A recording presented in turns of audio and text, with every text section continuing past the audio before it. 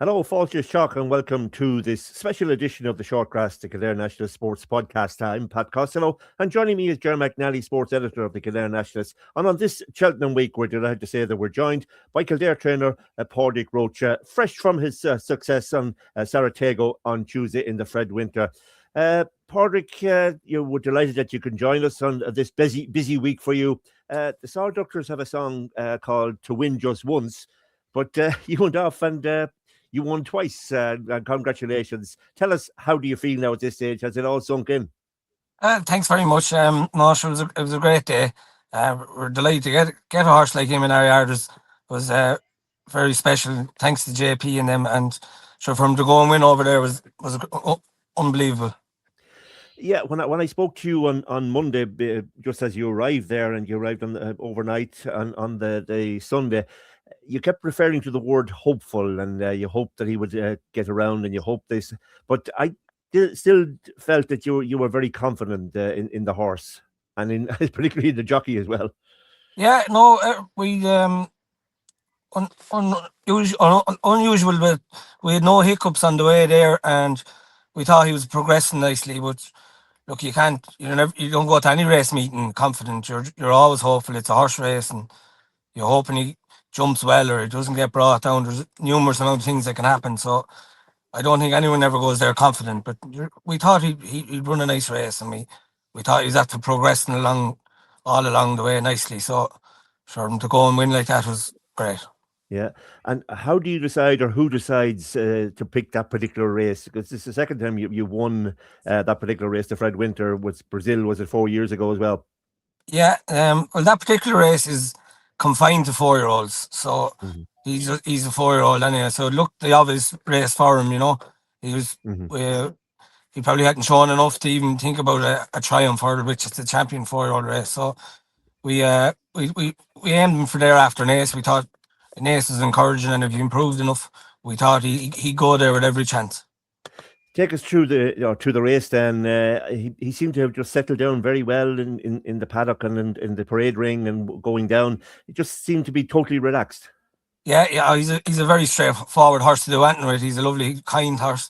The occasion didn't get to him at all, and Mark got a great break on him. And when they jumped the two hurdles and up by the stand, I just turned around to Anya and I said, he's either good enough now or he's not. He was in the perfect position all the way. Yeah, and as you say, Mark seemed to have given him a great ride. But you say there is luck in sometimes in that, but yeah, obviously the jockey has to get out there and steer the horse around as well. Yeah, I'm sure no better man than Mark to do that. Yeah, absolutely. You know Mark very, very well. You go back to your school days with him. Yeah, that's right. Mark's come into Dad. I'd say he was 12, 13, around that age, and we've been friends ever since. So he Yeah. started off here with Dad, so it was great. Jared, do you want to come in there? Yeah, no, just going to ask Patrick, just like how would you compare the two? Like, obviously, the win with Brazil 4 years ago was such a momentous occasion, a very emotional occasion for you to get that first Cheltenham Festival win. But how do you feel now with the second one? How did they compare? Oh, sure. Look, to get the first one is always unbelievable anyway, but to go back there and we probably fancied this lad more a bit, I'd say, if anything. So there's, he was second or third favourite there. So I wouldn't say pressure. You never, JP or Frank could never put pressure on you, but pressure on yourself. Hopefully you get in there in best condition you can, and you just hope things go right. And when it comes off and he wins, sure, the feeling is unbelievable. I can see why Willie and them never get sick of it, And like wearing those famous colours of JP's as well. Like he's obviously had a great week and an unbelievable year. Like, but it's great for the game that he supports the likes of yourself and gives you good horses as well, and gives you something maybe armory to go to the likes of Cheltenham Wish as well. And he's a great supporter of so many different trainers. Oh, sure. He's an unbelievable man, and he supports everyone right from the top to the bottom, and he gives everyone a chance. And look, he's a great man to deal with. He knows the game inside out, and he knows things can go wrong, and he knows everyone's just trying to do their best. So, there's never any pressure. Like, again, go back to Brazil. Like, Brazil beat an unbelievable horse in Gaelic Warrior and went on to do some good things afterwards. Like, what do you think the future holds now for Saratoga? I don't know. I haven't thought too much about it, or haven't talked to Frank or anything yet. He came home and he's safe and he's sound now. So maybe have a look at Punchestown. Maybe I don't know. That's only me thinking out loud. he's either there. I can't see us. We brought Brazil to entry after he won, and maybe he was a bit quick. So if we give Saratoga a bit more time, and might have a go at the championship race there if he's able and well, you know. So I don't know. That's not a plan now, right? That's just me thinking out loud. He'd get a huge welcome if he did go to Punchestown, Padraig. Hopefully, yeah, it's just the local track anyway. So sure, we get him there in one piece and sure see how we go, you know. Yeah, we saw videos of yourself and connections, including was that your wife as well, and indeed Katie No. Young. No, Okay. Yeah. No, I've no wife. That's all. Okay. That's Anya O'Connor. Anya's with me since I started. She rides out in the morning. She works in Equip there in HRI. So she's a great help there. Yeah, that's her. Slipper's wife. That's Anya. Yeah. That's it. I didn't recognise her. Okay. She's in the yard there every day. Yeah, and sure, Katie looks after him. Does a great job. So we're lucky to have her. How important is it to have somebody like Katie to ride him out and to, I suppose, have him ready for the boyfriend? Yeah, exactly. Yeah, no, Katie does a great job. She always has him turned out to immaculately, and so no, sure, I'm lucky. I've great staff here. Aidan Kelly done all the schooling on him, and he got him going from day one, you know. And sure, the rest of the lads all play a big part here, so it was great for the whole lot of us. Yeah, you told me earlier in the week you have about 20 horses in the yard. How many staff would you have to cope with that? Yeah, we've done 5 or 6 lads here, and the likes of Katie and Anya come in right out a lot or two before they go to work, so it works great, you know. It's some commitment for the likes of Katie and Anya, isn't it, really, to do something like that? Oh, they're great, and they love their horses, and they're sure it's great. Yeah. What were your thoughts as Mark cleared the last and headed up towards the finish line? Because it's a fair distance. Yeah, it is. There's a fair bit of jumping around, and I knocked down a few people in Brazil, so I was trying to keep it in it somewhat. But no, halfway up the running, we thought we were home and hose. You know, it would have took a smart one to get by him. Yeah, I think Brian Flanagan was looking to know would you be free on Saturday or Sunday, whatever it is, Saturday evening. He's looking for a good halfback to take on Cork. with those shoulders. No, I definitely won't be doing that anyway.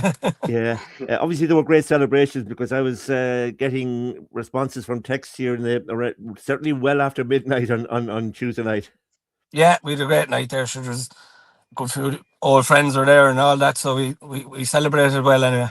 Yeah, what is it about the Irish and Cheltenham? And you've experienced now on 2 occasions. Obviously, you've been there as well. You've led horses in, but now you've trained it on 2 occasions. What is it about Cheltenham and the Irish? So I think it's just a magical place, and it's where all the best horses meet, you know. And the atmosphere is unbelievable. And sure, Irish people love their horses more than anyone. So it's a great meeting and a great experience. A bit of excitement there before the first race yesterday.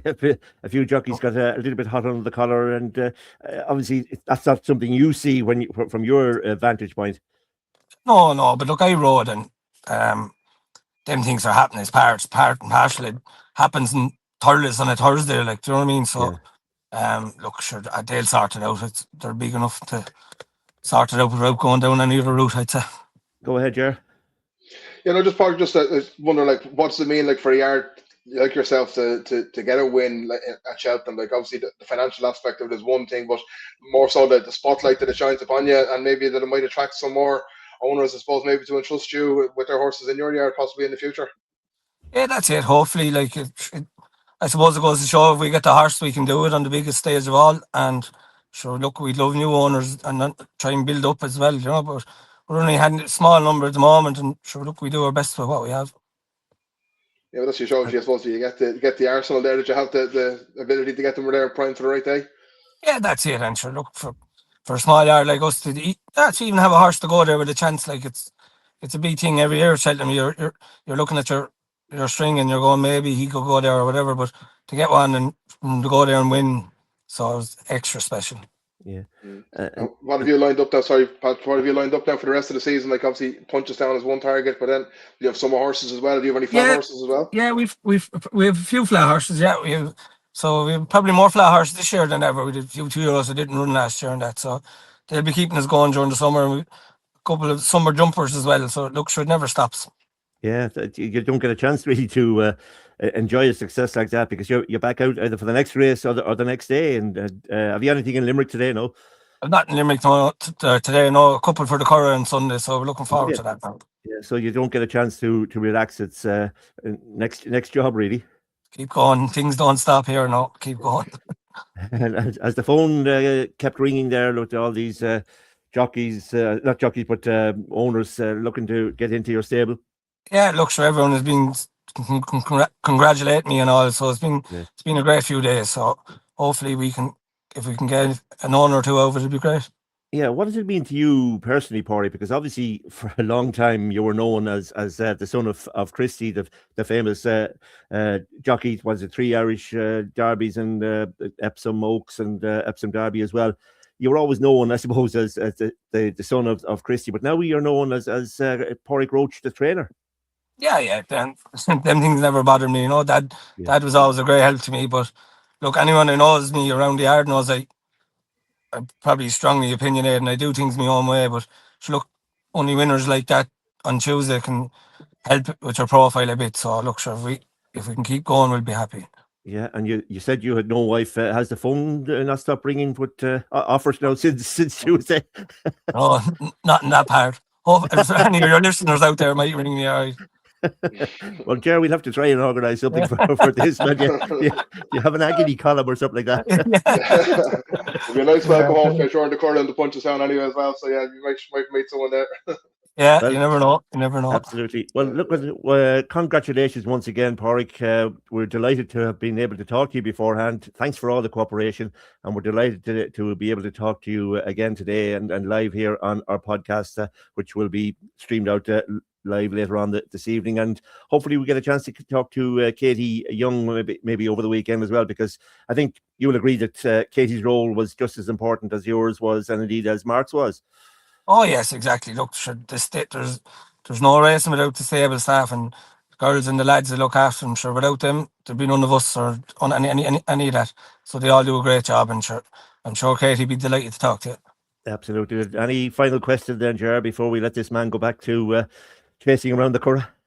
No. Just a final congratulations, Padraig. It was great to see on Tuesday as well. Such a fantastic victory, and it's great for the area, Kildare, and obviously Kildare is such a hotbed of racing, and especially around Cheltenham time. So yeah, it's great to see a local trainer and a local jockey do so well, and the combination together. So yeah, just congratulations once again, and it was a thrill to see it.